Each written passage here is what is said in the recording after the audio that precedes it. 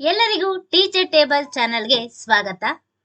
ಇವತ್ತಿನ ವಿಡಿಯೋದಲ್ಲಿ 7ನೇ ತರಗತಿ ಕನ್ನಡ ಸೀನಾ ಸೆಟ್ಟರು ನಮ್ಮ ಟೀಚರು ಪಾಠದ ಪ್ರಶ್ನೋತ್ತರಗಳನ್ನ ನೋಡ್ತಾ ಹೋಗೋಣ. ಅದಕ್ಕಿಂತ ಮುಂಚೆ ಯಾರೆಲ್ಲ ಟೀಚರ್ ಟೇಬಲ್ ಚಾನೆಲ್ ಅನ್ನ ನೋಡ್ತಾ ಇದ್ದೀರೋ ಸಬ್ಸ್ಕ್ರೈಬ್ ಆಗಿ, ಹಾಗೆ ಪಕ್ಕದಲ್ಲಿರುವ ಬೆಲ್ ಐಕಾನ್ ಅನ್ನು ಕ್ಲಿಕ್ ಮಾಡುವುದರ ಮುಖಾಂತರ ನಾವು ಹಾಕುವ ಎಲ್ಲಾ ವಿಡಿಯೋಸ್ನ ಮುಂಚಿತವಾಗಿಯೇ ನೋಡಬಹುದು.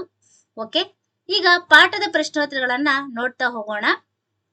ಗದ್ಯ ಭಾಗ 2, ಸೀನಾ ಸೆಟ್ಟರು ನಮ್ಮ ಟೀಚರು. ಈ ಪಾಠವನ್ನು ಬರೆದಿರುವವರು ವಿ ಗಾಯತ್ರಿ.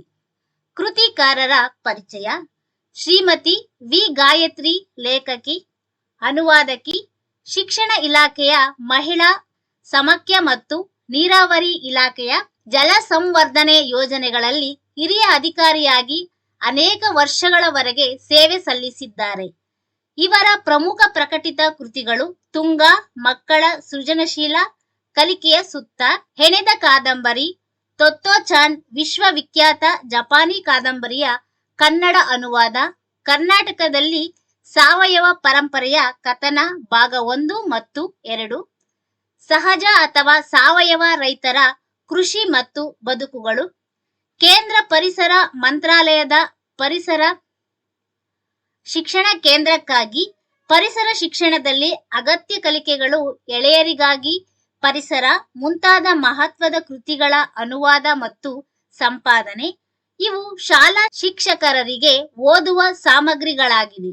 ಮೇಲಿನ ಪಾಠವನ್ನು ಅವರ ತುಂಗ ಕೃತಿಯಿಂದ ಆರಿಸಲಾಗಿದೆ.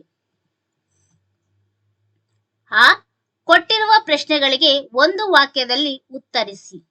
ಮೊದಲನೇ ಪ್ರಶ್ನೆ: ಮಾಂಡವಿ ಟೀಚರ್ ಯಾರನ್ನು ಪರಿಚಯಿಸಿದರು?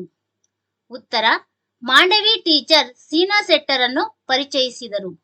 ಎರಡನೇ ಪ್ರಶ್ನೆ: ಸೀನಾ ಸೆಟ್ಟರು ಜಮೀನಿನಲ್ಲಿ ಏನನ್ನು ಬೆಳೆಯುತ್ತಿದ್ದರು? ಉತ್ತರ: ಸೀನಾ ಸೆಟ್ಟರು ಜಮೀನಿನಲ್ಲಿ ಸಾಸಿವೆ ಬೆಳೆಯುತ್ತಿದ್ದರು. ಮೂರನೇ ಪ್ರಶ್ನೆ: ಮಕ್ಕಳು ಏನು ಹಾಕಿಕೊಂಡು ಗದ್ದೆಗೆ ಇಳಿದರು? ಉತ್ತರ: ಮಕ್ಕಳು ಕಂಬಳಿಗೊಪ್ಪೆ ಹಾಕಿಕೊಂಡು ಗದ್ದೆಗೆ ಇಳಿದರು. ನಾಲ್ಕನೇ ಪ್ರಶ್ನೆ: ಹಾಲಪ್ಪನ ಕಾಲನ್ನು ಏನು ಕಚ್ಚಿತು? ಉತ್ತರ: ಹಾಲಪ್ಪನ ಕಾಲನ್ನು ನೀರಾವು ಕಚ್ಚಿತು. ಐದನೇ ಪ್ರಶ್ನೆ: ಮನೆಯ ಅಟ್ಟ ಮಕ್ಕಳಿಗೆ ಯಾವ ಟವರ್ ಆಗಿ ಪರಿವರ್ತನೆಗೊಂಡಿತು? ಉತ್ತರ: ಮನೆಯ ಅಟ್ಟ ಮಕ್ಕಳಿಗೆ ಗದ್ದೆ ವೀಕ್ಷಣೆಯ ಟವರ್ ಆಗಿ ಪರಿವರ್ತನೆಗೊಂಡಿತು. ಕೊಟ್ಟಿರುವ ಪ್ರಶ್ನೆಗಳಿಗೆ 2-3 ವಾಕ್ಯದಲ್ಲಿ ಉತ್ತರಿಸಿ. ಮೊದಲನೇ ಪ್ರಶ್ನೆ: ಸೀನಾ ಸೆಟ್ಟರ ವೇಷ ಹೇಗಿತ್ತು? ಉತ್ತರ: ಸೀನಾ ಸೆಟ್ಟರು ತುಂಬಾ ಹಳೆಯದಾದ ಒಗೆದ ಪಂಚೆಯೊಂದನ್ನು ಸೊಂಟಕ್ಕೆ ಸುತ್ತಿ ಮೇಲಕ್ಕೆ ಎತ್ತಿ ಕಟ್ಟಿದ್ದರು. ಒಗೆದ ಚೌಕುಳಿಯ ಅಂಗಿ, ಅದಕ್ಕಿಂತ ಹಳೆಯ ಟವಲಿನಿಂದ ತಲೆಗೆ ಲಪ್ಪಟೆ ಸುತ್ತಿಕೊಂಡಿದ್ದರು. ಎರಡನೇ ಪ್ರಶ್ನೆ: ಮಕ್ಕಳು ಸಸಿ ಕಿತ್ತ ಬಗೆ ಹೇಗಿತ್ತು? ಉತ್ತರ: ಮೊದಮೊದಲು ಮಕ್ಕಳಿಗೆ ಹಿಡಿ ತುಂಬ ಸಸಿಗಳನ್ನು ಬುಡ ಸಮೇತ ಕೀಳುವುದು ಸುಲಭವಾಗಲಿಲ್ಲ. ಅನೇಕ ಸಸಿಗಳನ್ನು ಹಾಳು ಮಾಡಿದರು. 10 ಬಾರಿ ಕಿತ್ತು ಪ್ರಯತ್ನಿಸಿ ಆನಂತರ ಅವರಿಗೆ ಕೀಳುವುದು ಅಭ್ಯಾಸವಾಗಿ ಹೋಯಿತು. ಮೂರನೇ ಪ್ರಶ್ನೆ: ಹಾಲಪ್ಪನಿಗೆ ಹಾವು ಕಚ್ಚಿದಾಗ ಸೀನಾ ಸೆಟ್ಟರು ಏನು ಹೇಳಿದರು?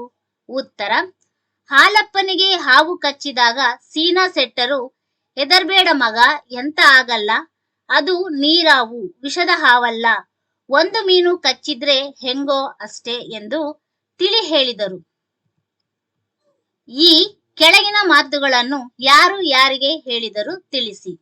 ಮೊದಲನೇ ಪ್ರಶ್ನೆ: ಹಂಗಾರೆ ಸೀನಾ ಸೆಟ್ಟರು ನಮ್ಮ ಟೀಚರು. ಉತ್ತರ: ಈ ಮಾತನ್ನು ಸೀನಾ ಸೆಟ್ಟರು ನಮ್ಮ ಟೀಚರು ಎಂಬ ಪಾಠದಿಂದ ಆಯ್ಕೆ ಮಾಡಲಾಗಿದೆ. ಈ ಮಾತನ್ನು ತುಂಗ ಸ್ನೇಹಿತರಿಗೆ ಹೇಳಿದಳು. ಎರಡನೇ ಪ್ರಶ್ನೆ: ಮುಂಚೆ ಸಸಿಗಳನ್ನು ಕೀಳೋಣ. ಉತ್ತರ: ಈ ಮಾತನ್ನು ಸೀನಾ ಸೆಟ್ಟರು ನಮ್ಮ ಟೀಚರು ಎಂಬ ಪಾಠದಿಂದ ಆಯ್ಕೆ ಮಾಡಲಾಗಿದೆ. ಈ ಮಾತನ್ನು ಸೀನಾ ಸೆಟ್ಟರು ಮಕ್ಕಳಿಗೆ ಹೇಳಿದರು. ಮೂರನೇ ಪ್ರಶ್ನೆ: ಇವತ್ತು ಪೂರಾ ಕಿತ್ತೇ ಹೋಗೋಣ. ಉತ್ತರ: ಈ ಮಾತನ್ನು ಸೀನಾ ಸೆಟ್ಟರು ನಮ್ಮ ಟೀಚರು ಎಂಬ ಪಾಠದಿಂದ ಆಯ್ಕೆ ಮಾಡಲಾಗಿದೆ. ಈ ಮಾತನ್ನು ಮಕ್ಕಳು ಸೀನಾ ಸೆಟ್ಟರಿಗೆ ಹೇಳಿದರು. 4ನೇ ಪ್ರಶ್ನೆ, ಕೈ ಎಲ್ಲಿಗ್ ಹೋತು? ಉತ್ತರ, ಈ ಮಾತನ್ನು ಸೀನಾ ಶೆಟ್ಟರು ನಮ್ಮ ಟೀಚರು ಎಂಬ ಪಾಠದಿಂದ ಆಯ್ಕೆ ಮಾಡಲಾಗಿದೆ. ಈ ಮಾತನ್ನು ಯಶೋಧ ಸ್ನೇಹಿತರಿಗೆ ಹೇಳಿದಳು. ಚಟುವಟಿಕೆ ಆ, ಶಾಲೆಯಿಂದ ಹೊರಗೆ ನೀವು ಕಲಿಯಬಹುದಾದ ವಿಷಯಗಳನ್ನು ಪಟ್ಟಿ ಮಾಡಿ. ಆ, ಕೆಳಗೆ ನೀಡಿರುವ ಪದಗಳಲ್ಲಿ ಬೇಸಾಯಕ್ಕೆ ಸಂಬಂಧಿಸಿದ ಪದಗಳನ್ನು ಮತ್ತು ಶಾಲೆಗೆ ಸಂಬಂಧಿಸಿದ ಪದಗಳನ್ನು ಪ್ರತ್ಯೇಕ ಪಟ್ಟಿ ಮಾಡಿ ಬರೆಯಿರಿ. ಗದ್ದೆ, ಬೆಂಚು, ಸಸಿ, ನಾಟಿ, ಪೈರು, ಪುಸ್ತಕ, ಪೆನ್ನು, ಜಮೀನು, ಮೇಷ್ಟ್ರು, ರೈತ, ಕೆಸರು, ಗಂಟೆ, ತೆನೆ, ಗೊಬ್ಬರ, ಸೀಮೆ ಸುಣ್ಣ. ಬೇಸಾಯಕ್ಕೆ ಸಂಬಂಧಿಸಿದ ಪದಗಳು ಗದ್ದೆ, ಸಸಿ, ನಾಟಿ, ಪೈರು, ಜಮೀನು, ರೈತ, ಕೆಸರು, ತೆನೆ, ಗೊಬ್ಬರ. ಶಾಲೆಗೆ ಸಂಬಂಧಿಸಿದ ಪದಗಳು ಬೆಂಚು, ಕಪ್ಪು ಹಲಗೆ, ಪುಸ್ತಕ, ಪೆನ್ನು, ಮೇಷ್ಟ್ರು, ಗಂಟೆ, ಸೀಮೆ ಸುಣ್ಣ. ಧನ್ಯವಾದಗಳು. ಈ ವಿಡಿಯೋ ಇಷ್ಟ ಆದರೆ ಎಲ್ಲರಿಗೂ ಶೇರ್ ಮಾಡಿ, ಹಾಗೆ ಲೈಕ್ ಮಾಡಿ, ಕಾಮೆಂಟ್ ಮಾಡಿ. ಟೀಚರ್ ಟೇಬಲ್ ಚಾನಲ್ ಅನ್ನು ಸಬ್ಸ್ಕ್ರೈಬ್ ಮಾಡಿ.